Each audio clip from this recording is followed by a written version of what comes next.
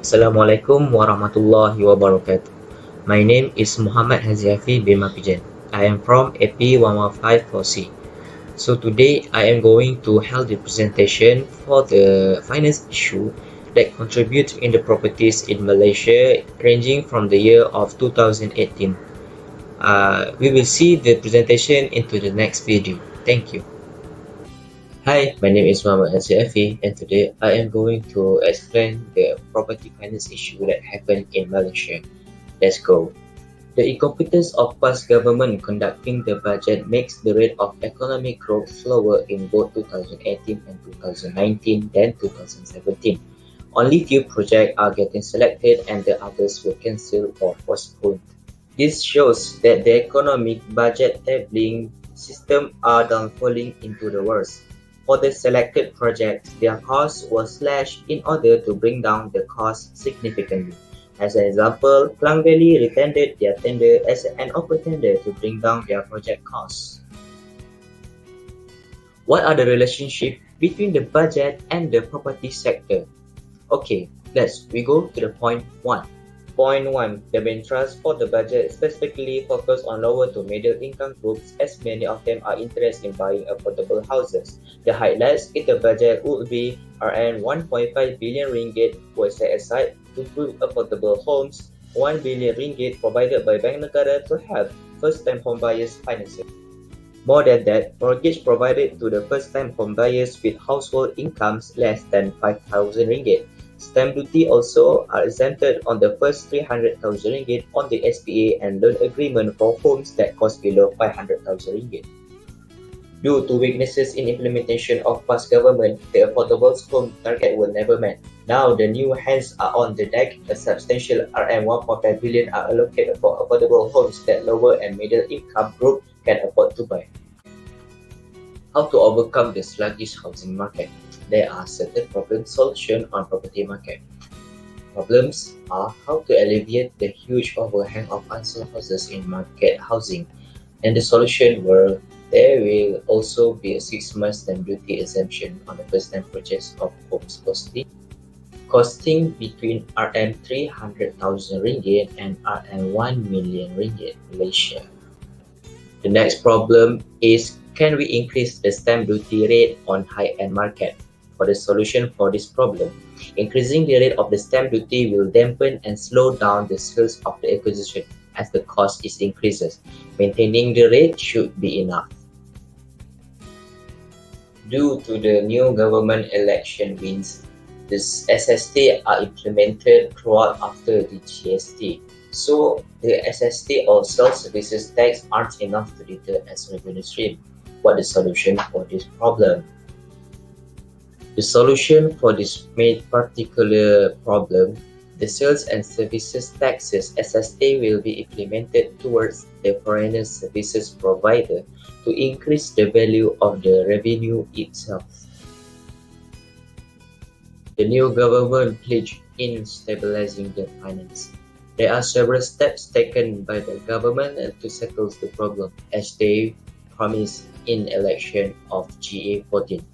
The first solution they provided is in the consideration for the exemption of building materials from SST. The Real Estate and Housing Developers Association (REHDA) has pledged that developers will reduce the cost of the house by at least 10%.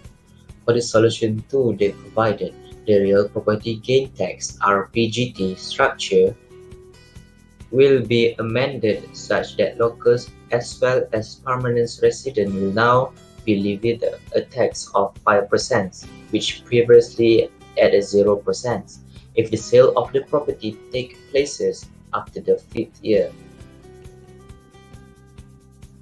For the next solution, for non-citizens who are not permanent residents as well as companies, the tax rate will be set at 10%, which previously is 5%. Low cost, low medium cost, and affordable houses costing RM 200,000 ringgit and below will be exempted.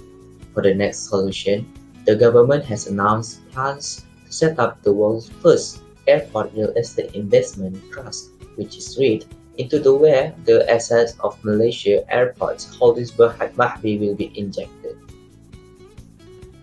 Moreover, Mahbi will be given concession to operate these airports, whilst investors of the REIT will receive income arising from user fees collected from Mahbi.